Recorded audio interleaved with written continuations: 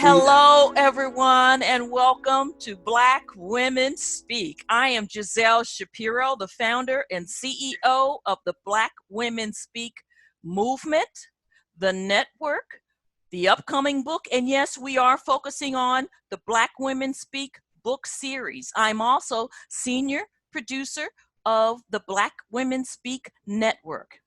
And I'll tell you, it is with great honor and pleasure that I introduce you to Barbara Alexander. She goes by the pseudonym Tanook. How are you today, Tanook? I'm just fine, Giselle. How about yourself? I am fantastic. I'll tell you, audience, Tanook is a phenomenal sister. She has the courage of a lioness. She's an award-winning producer. She's an educator, and she is an incredible writer. And I'm so happy that she's one of our co-authors in the book, Black Women Speak. It's time we tell our stories. How has life been for you, Tanook, since with the state of our country right now? Well, I tell you, it has been very interesting for me because of my age. Mm-hmm. I'm supposed to be shut down with this pandemic. Mm-hmm. And I have found it to be interesting for me because it has caused me to do more reading, become more involved with my house, getting rid of things that I don't need. Mm-hmm. In other words, the impact is great for me based on the deaths and the cases that we have just right here in the United States. Yes. I find from, and because of the pandemic, and like I said, it has allowed me to really think about this, what's going on in the world today. And for me, I recognize, Giselle, my opinion, and I feel very strongly about this, is that the deaths that are occurring in the United States, the majority of the people who are dying are minorities. Mm-hmm. This is Black people, and this is pure genocide, so far as I'm concerned. Pure genocide. And there's nothing being done about it. Not only has it impacted me as an elder, looking at my family, I'm saying, what do the people behind me have to look forward to? Right. Yeah, what do they have to look forward to? Yeah. How do I continue to share the wisdom that I have with them as to how to survive? Yeah. As a Black person, period. Yes. How do you survive? Absolutely. Well, and so with this pandemic, it's even worse, you know? And as you said earlier, I mean, every day we look up and a Black life is lost. So what's happening right now in the United States is horrible. What's happening in the world is horrible. I kind of feel like that the earth is tilted on its axis right now. There is,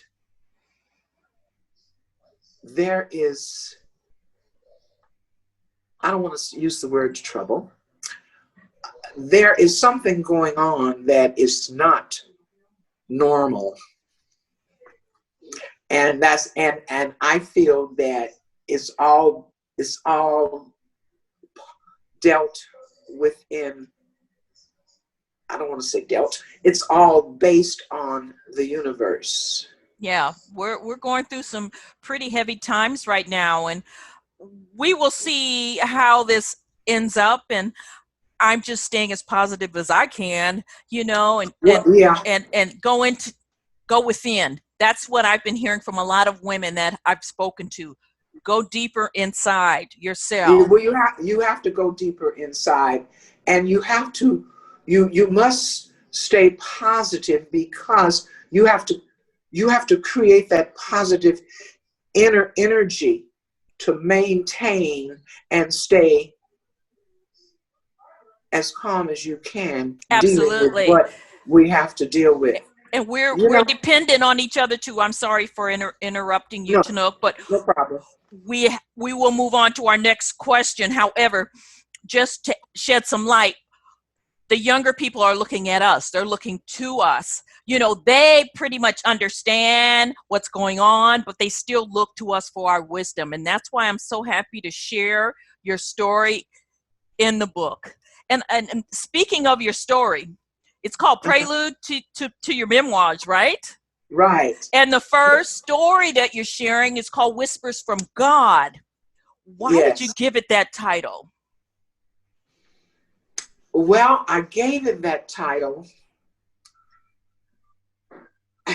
I was actually writing on my memoirs, and I was thinking about how I was going to title that chapter. And when I recognized what I was going to write about within that chapter, and I said to myself, now, how did I actually handle all of this? Right.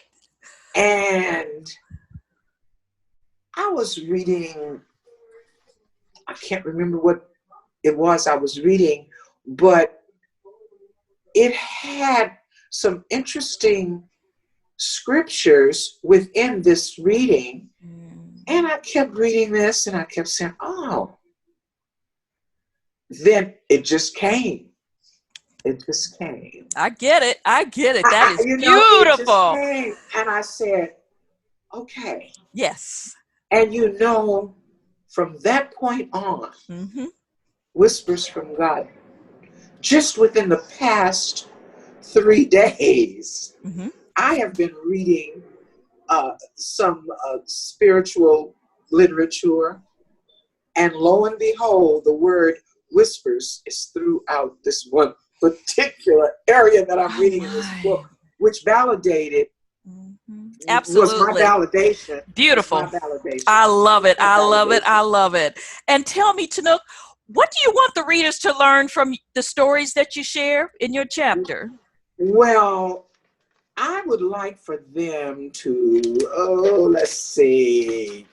let me see, Giselle, what did I really say here? I really would like for them to know that no matter the circumstance that one has to endure, they can get through it. They can get through it every season in our lives. Excuse me for moving. Every season in our lives, Giselle, serves a purpose. Yes. Okay? Yes. And to remember, I want women to remember that we are conquerors. We can survive.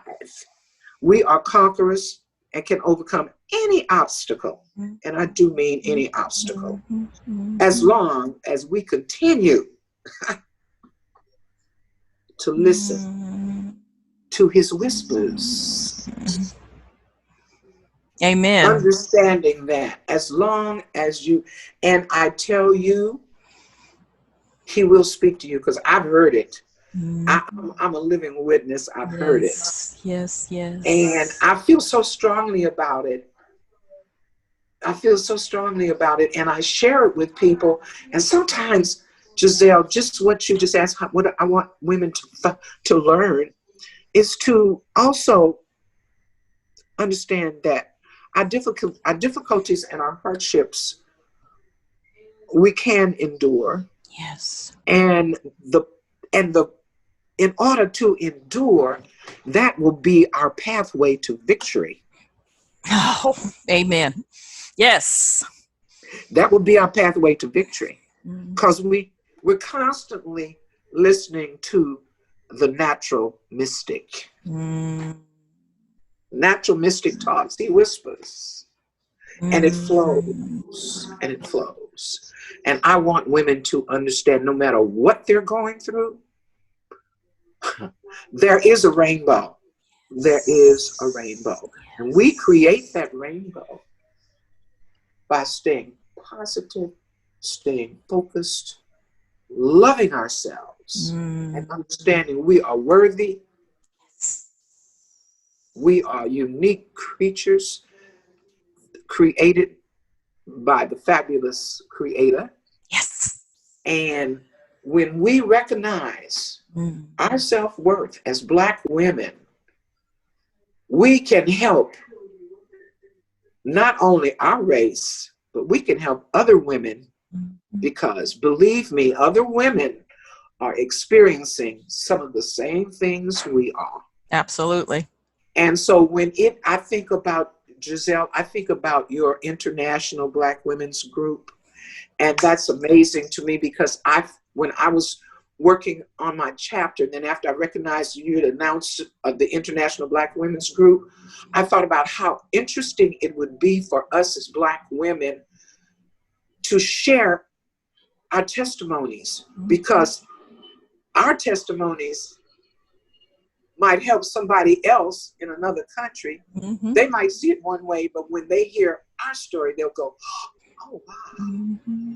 Oh, that makes sense. Yes. I can use that too. We're just spreading that net as wide as we can, because we have so many sisters to help. I swear, Tanook, don't worry. Yes, We're taking this train all over the world. I know that's right. I know that's right. Good. Hey, I got news for you, Giselle. I'll be right along with you Oh, guys, no. even if I have to have a little scooter to I see you, girl. And tell me, what compelled you to be in this historical book, Tanook? What compelled me, first of all, it was the title. Mm. And I said, I have something to say. Yes, you do. I have something to share. Mm-hmm. And perhaps this will help somebody else get through the challenges and lead themselves toward peace. Yes. Peace is very important. Mm-hmm. Peace and time. As I said before, time is the most precious commodity that we have. So take advantage of that time from a positive perspective to help others. Yes. To help others. Yes. And this is the reason why I wanted to write in this book, because I recognize that what Black women were going to put in this book was going to be to help others. Yes. And you see, that's part of what Christ has asked us to do, is to help others. Absolutely. That's what we're here for. Mm-hmm. And that's what we're here for, you see. Mm-hmm. So it's beautiful. It's a marvelous experience for me, Giselle. Let me say that. It's mine too. It's like, oh my God, I get this beautiful woman, knowledgeable sister that I've known for 20 years. Oh my God. And to have her on video, this will last forever. And it's like, oh, what a pleasure. What a pleasure, girl. It's been a pleasure. It's been a pleasure, and it is a pleasure. I mean, when I look at the play North on South Central, I think about all of the people who were in it, and I look back and I say, my God, what a wonderful experience that I had with writing, being a co-writer of that play, as well as mounting it, and all the people that were in it, and all of the singers. And Giselle, I just have to say it again, you did a great job at Satin Dawn. Thanks. Just for everyone who don't know and are watching this, yes, Tanook was one of a trio that was the part of the producers, and they're award-winning producers for this musical about jazz in the 30s, 40s, 50s called North on South Central Avenue. I was one of the cast. My name was Satin Doll in the play, and I was a jazz singer in the house jazz singer. Anyway, it was an incredible run because the play lasted years in the Los Angeles area. That was wonderful, and thank you so much for all that you gave to that piece, because it was historical and award-winning by the NAACP Theater Awards. So, Tanook, what are your thoughts on racism and being a Black woman? My thought on racism, as I said before, there's definitely systemic racism. I have experienced it personally. I grew up the majority of my life in a segregated town, went to segregated schools, was looked down upon because I was Black. And the segregation was such an impact on me that as I grew up and moved away from Houston into integrated cities that I lived in, I found that it was so easy for me to pick up the subtle racism as opposed to others who were natives of that city. Yes. I'm from Southern California, so I know. I had an experience with that. And when I was teaching, and my two coworkers, we were walking down the hall, and this particular gentleman, Caucasian teacher, made a comment. They didn't understand it, but I knew exactly where he was coming from because I had that experience. He compared us to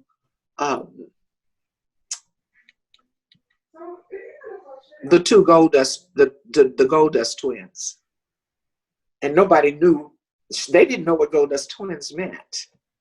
Gold Dust twins, that was a soap powder, and they had a little girl on there, and they called her a pickaninny. But when I look back on it, they really didn't know what they were doing because this young little girl had these she had knots, and that is a hairstyle in Africa. They people who put the soap powder together, that was a racial slur towards Black people. Oh my! In the South, this was in the South, and my two coworkers, they'd never heard it. Yeah, they never heard that, and I recognized why they didn't, and not only that, in some areas where our ancestors lived, they might not have had that either. You know what I'm saying? yeah. Because I know some of my friends, their people came from New York or Ohio, some of those other places, but that possibly might not have been. But I know it was strictly a Southern soap powder. Yeah, yeah. And tell me, Tanook, do you believe the world needs to hear more Black women share their stories, and why? I feel that the world needs to hear our stories, and the reason why is because we can educate others about who we really are.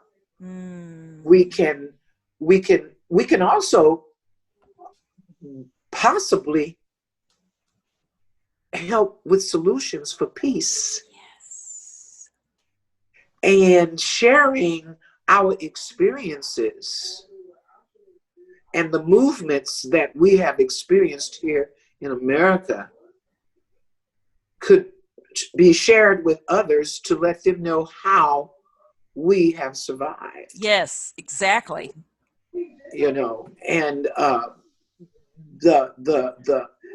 that would come into play in terms of how we as Black women have had to deal with racism in our lives, how the racism has affected us, it has affected our families. Yes. And how the survival of overcoming this deep hatred for us because of who we are cannot be erased without everyone working together to make a change. Absolutely, we need it. Because and see, racism is an inbred behavior. Yeah, it's an inbred behavior, and it's hate, and you have to look. And I say to myself sometimes, wow, they must really have hate in their heart so deep. Yeah, it's sad, but back to Black women writing and sharing their stories. I feel that the time is now for the change that we seek, and collectively together we can be the change that we seek, and to get more stories out there, right? To talk about our experience, to help people learn. If we can get more stories out there, we can there's so many movements and organizations too that we can become involved with to help move make the movement move like we would like to see it go. Absolutely. Because eventually we do want it to be international. But right now here in America, we as Black women have to really bind and bound together collectively to make the change. Absolutely. And action. This Yes. came together last June as a dream. And look how far Okay. we've come in a matter of months. So it's Yeah. happening. It's happening, and you're part of it. You're one of the founding members of Black Women Speaking Out. I just want to ask you one last question. As we conclude, Tanook, do you have any parting words that you'd like to share with our viewers? I would like to let everyone know that stand tall, don't give up, love yourself, and work hard in making Christ the center of your life. Because with that comes and flows other blessings that you can receive, which will allow you to stand tall. Absolutely. And with God, you can do anything. Exactly. That's wonderful. Thank you so much from the bottom of my heart, Tanook. It has been an honor to interview you and to feature you in the book, Black Women Speak. I am Giselle Shapiro. I'm super excited to share Tanook's story and 14 other stories in the book, Black Women Speak. It's time we tell our stories. Order your copy now on the website, www.blackwomenspeakthebook.com. And while you're at it, order another book for a sister that you care about, because she can definitely learn something. Tanook's story is incredible. So are the other stories in this book. Order your book now, blackwomenspeakthebook.com. And until next time, I want to thank you for watching Black Women Speak. Goodbye and God bless. Bye, Tanook. I love you. Giselle, I have a question. Yes. Everybody could hear us? Yes. Do you want them to hear us now? No, would they? Oh, let Could me they end hear this. us? Hold on.